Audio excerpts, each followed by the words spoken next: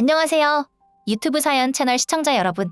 저는 10년째 취미 커뮤니티 꽃마음정원을 운영하고 있는 30대 여성 이진아라고 해요. 여러분께 저의 이야기를 들려드리고 싶어요. 꽃마음정원은 처음부터 오직 식물 가꾸기, 뜨개질, 베이킹처럼 순수한 취미생활의 즐거움을 나누는 공간이었어요. 복잡한 현실에서 잠시 벗어나 쉬어갈 수 있는 작은 안식처가 되는 것이 목표였죠. 그래서 저희는 정치, 사회적 논쟁, 개인적인 불평불만 등 공동체의 평화를 해칠 수 있는 민감한 주제는 처음부터 엄격히 금지했어요.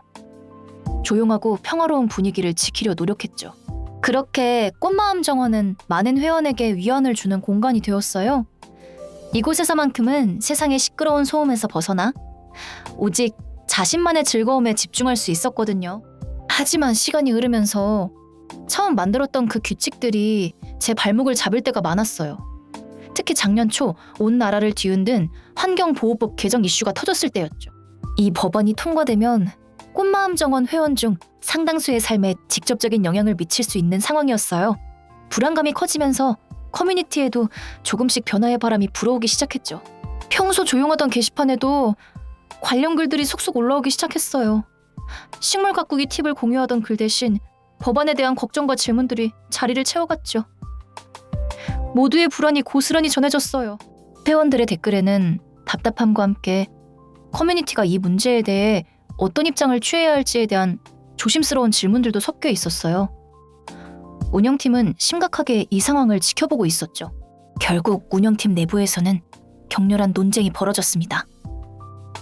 지금까지 지켜온 평화를 계속 우선시해야 할지 아니면 회원들의 현실적인 고통에 귀를 기울여야 할지 갈림길에 섰어요. 한 팀원은 강력하게 반대했어요. 지금까지 지켜온 평화로운 분위기를 해칠 수 있어요. 커뮤니티가 싸움터로 변질되면 어쩌죠? 그의 목소리에는 단호함과 불안감이 동시에 묻어났어요. 다른 팀원은 악용될 수 있다는 우려를 표했어요. 누군가 악용해서 커뮤니티가 싸움터로 변질되면 어쩌죠? 다시 되돌릴 수 없게 될 수도 있어요. 그의 걱정은 현실적인 문제였어요. 하지만 또 다른 팀원은 강하게 반박했어요. 하지만 회원들이 직접적인 피해자가 될 수도 있는 문제인데 우리가 입을 다물라고 하는 건 너무 이기적인 거 아닌가요? 정의감에 찬 목소리였어요. 저 역시 수없이 고민했습니다. 우리 정원이 현실 도피처 역할에만 머무는 것이 옳은가? 이 질문은 제 마음을 계속 맴돌았어요. 과연 그것이 진정으로 회원들을 위한 일일까요? 회원들이 마주한 중대한 현실 문제를 외면하는 것이 과연 그들을 위한 일인가? 제 마음속에서는 도덕적인 딜레마와 운영자로서의 책임감이 충돌하고 있었어요. 밤늦도록 잠 못 이루었죠. 운영자로서 제가 할 수 있는 최선은 무엇일까 계속해서 자문했어요. 평화로운 커뮤니티는 중요하지만 그 평화가 무책임으로 이어진다면 무슨 의미가 있을까 하는 생각이 들었어요. 더 일찍 바꿔야 했다는 자책감도 저를 짓눌렀어요. 회원들의 불안을 미리 읽어내지 못하고 고통을 외면할 뻔했다는 죄책감이 저를 너무 힘들게 했어요. 무력감을 느끼기도 했죠. 하지만 좌절하고 있을 수만은 없었어요. 운영팀장으로서 그리고 한 사람으로서 이제라도 변화해야 한다고 강하게 느꼈어요. 더 이상 외면할 수 없다는 것을 깨달았죠. 그렇게 저는 운영팀원들을 다시 소집했어요. 지금까지의 규칙을 완화하겠다는 중대한 결정을 내렸다고 모두에게 선언했어요. 팀원들의 얼굴에는 놀라움과 함께 다양한 감정이 스쳤죠. 완벽하게 기민하게 대응하지 못했고 더 일찍 바꾸지 못한 점에 대한 자책감도 있었지만 이제라도 올바른 방향으로 나아가야 한다고 설득했어요. 팀원들은 제 진심을 이해해 주었죠. 저희는 커뮤니티 내 금지 주제 완화를 공지하기 위한 새로운 지침을 마련하기 시작했어요. 단순히 모든 논쟁을 허용하는 것이 아니라 명확한 기준을 세우는 것이 중요했어요. 국가적 재난이나 사회적 불평등, 공중보건 위기처럼 다수의 회원에게 직접적인 영향을 미치고 건전한 토론이 필요한 중대한 이슈에 한해서만 관련 게시글을 허용하기로 했어요. 물론 무분별한 논쟁은 여전히 허용하지 않았어요. 단순히 특정 인물에 대한 비난이나 확인되지 않은 정보로 분쟁을 유발하는 글은 여전히 엄격히 제재한다는 단서도 덧붙였죠.